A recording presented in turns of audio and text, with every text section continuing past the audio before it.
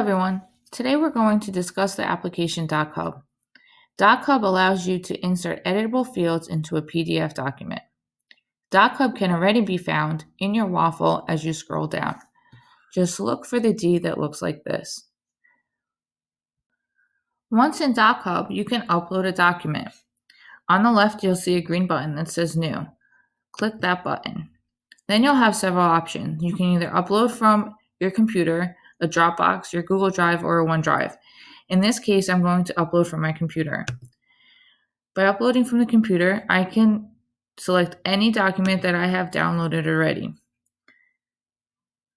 Now I'm going to scroll down to find the document that I would like to import into my DocHub.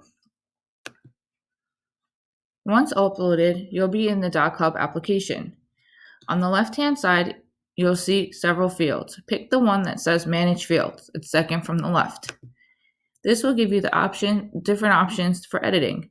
For example, here is a single line of text. When I select that, I can place it anywhere that I would like my students to enter information. But I want to extend the student's name, so I go back and click, and now I can resize the box as I see fit. The second option here is a paragraph field. I'm going to insert my paragraph. Lucky enough, it fits exactly in the space. And it keeps that size, and I can reuse it over and over again. The third option is the checkbox field. When I select that, I can insert little fields where students can click and enter a checkbox. Now that my document is completely edited, I can change the title of it by clicking up here on the top left if I so choose. Now I want to download my document. I go over to the right and click the button. You will see many options here.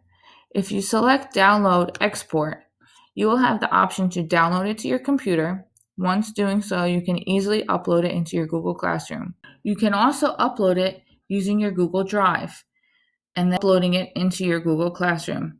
At this point, these are the two preferred methods to exporting your document. I hope you enjoyed this presentation. Thank you.